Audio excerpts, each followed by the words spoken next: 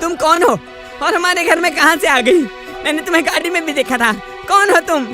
सेठ जी, मैं पिंकी हूँ। मुझे कमला मौसी ने मार दिया और मेरी माँ को भी मार डाला, वो भी इस हार के चक्कर में। विमला एक मध्यवर्गीय औरत थी। उसके पति मर चुके थे। उसके एक छोटी सी प्यारी सी बेटी थी जिसका नाम पिंकी था। वो पिंकी को बहुत प्यार से रखती थी। एक मिनट भी अपनी आंखों से दूर नहीं होने देती थी। उसके साथ में ही सोती थी और उसे बहुत ज्यादा प्यार करती थी। विमला की एक सहेली थी कमला, जो उसके घर में आया जाया करती थी। विमला और कमला एक दिन बैठ के बातें कर रहे थे। तभी विमला ने कहा, बहन कमला, भगवान ने मेरे साथ कुछ भी किया हो, लेकिन आज भी मेरे पास बहुत कुछ है। बहन, तेरे पास तेरी बेटी तो है ना, और क्या हुआ अगर पति नहीं है तो? वैसे भी मैं तेरी बहन जैसी हूँ। तुझे जो भी काम हो तू मुझे बता देना।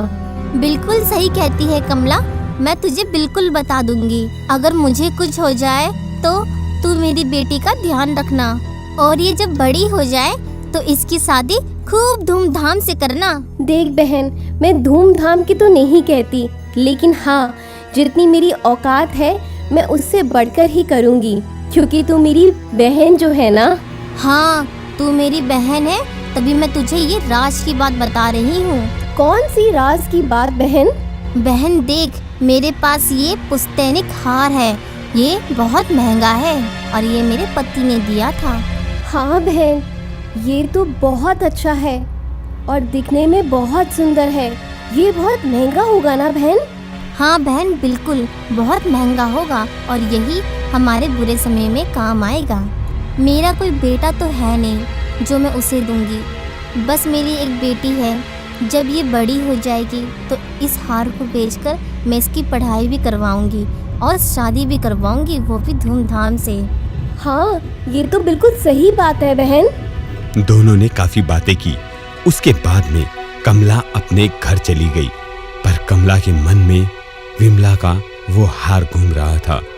कमला चाहती थी कि विमला उस हार को अभी उसे दे दे और वो उस हार को बेचकर काफी अमीर बन जाए। कमला अपने घर में जाकर लेट गई। कमला को अब सपने भी हार के ही आ रहे थे। कमला से रुका नहीं गया। कमला अपने मुंह पर कपड़ा बांधकर विमला के घर में आती है। रात में कमला देखती है कि विमला और पिंकी एक बेड पर सो रहे हैं। वो धीरे से उस हार को उठाती है। तभी वहां पर थोड़ी आवाज हो जाती है और विमला की आंखें खुल जाती हैं। विमला ने कमला को देख लिया था, इसलिए अब कमला ने विमला को मारना चाहा। कमला ने बेड पे रखा हुआ तकिया उठाया और विमला के मुंह पर ढक दिया। वो विमला का मुंह दबाकर विमला को मार रही थी। तभी वहां पर पिंकी की आंखें खुल गई। मौसी, मौसी तुम क्यों मार रही हो मेरी माँ को? तुम ऐसा क्यों कर रही हो मौसी? मौसी तुम क्यों मार रही हो मेरी माँ को? मौसी चल हट, दूर हो जा यहाँ से। कमला ने पिंकी को जोर से धक्का मार दिया और विमला का गला दबाकर उसकी हत्या कर दी। पिंकी अपने छोटे छोटे हाथों से कमला पर वार कर रही थी। कमला ने पिंकी का भी गला दबाकर उसे मार दिया और वहां से हार लेकर चली गई। पर तभी पिंकी की आत्मा भागकर उस हार के अंदर घुस गई। विमला अंधेरे में उस हार को लेकर जा रही थी। तभी उस हार से रोने की आवाजें आने लगी। ये क्या, हार में से रोने की आवाजें? नहीं, ये मेरा वहम होगा। अरे अब तो मुझे अमीर बनने से कोई नहीं रोक सकता। हाँ। कमला ऐसे कहते हुए आगे बढ़ चली। कमला वो हार शहर के एक सेठ जी के पास में लेके गई। उन सेठ जी को पुरानी चीजें खरीदने का काफी शौक था। वो हर चीज की कीमत जानते थे। सेठ जी ने जब वो पुश्तैनी हार देखा तो वो समझ गए कि ये काफी महंगा है। मैं ये हार तो तुमसे ले लूंगा कमला, पर तुम मुझे ये बताओ, तुम ये हार लेके कहाँ से आई? सेठ जी, ये हमारा पुश्तैनी हार है और ये मुझे मेरे पति ने दिया था, और मेरे पति की माँ को उनकी माँ ने दिया था। तो ये बहुत पुराना हार है, लेकिन सेठ जी समय ही कुछ ऐसा चल रहा है कि मुझे इसको बेचना पड़ेगा। हाँ हाँ, कोई बात नहीं कमला, मैं इसे खरीद लेता हूँ। ऐसा कहते हुए सेठ जी ने कमला को खूब सारे पैसे दे दिए और हार ले लिया। उस हार को लेकर सेठ जी कार से अपने घर जा रहे थे। हार वाला बैग सेठ जी की कार की पिछली सीट पर रखा हुआ था। सेठ जी ने शीशे में देखा कि उन्हें पीछे एक चुड़ैल बैठी हुई नजर आई। सेठ जी ने जैसे ही पीछे घूम कर देखा तो वहां पर वो हार का डब्बा था।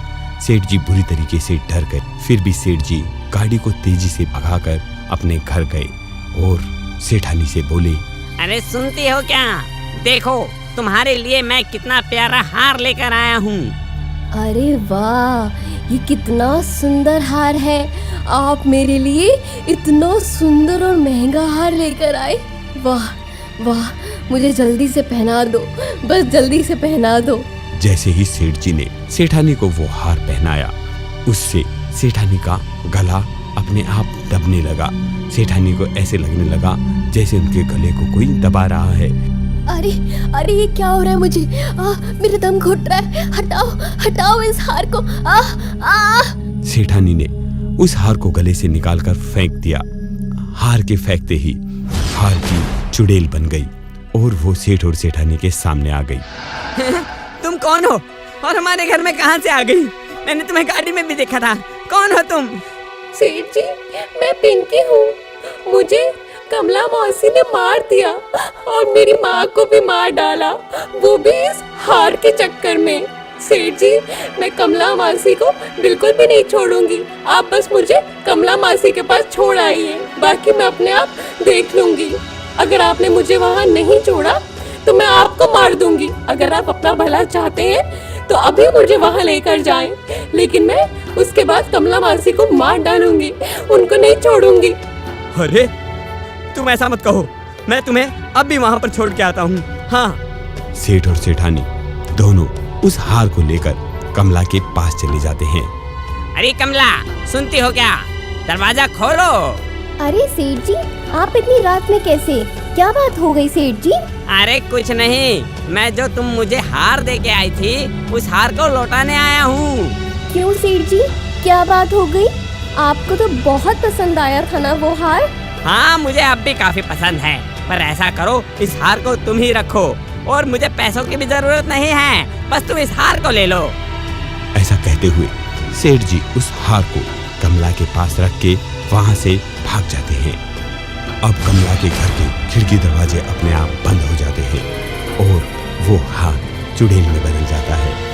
मौसी, मेरी माँ तुम्हें कितना प्यार करती थी, तुम्हारी कितनी देख रेख करती थी, और तुमने लालच के चक्कर में इस हार की वजह से मेरी माँ को मार डाला। कमला मौसी, मैं तुम्हें नहीं छोड़ूंगी, नहीं छोड़ूंगी मैं तुम्हें।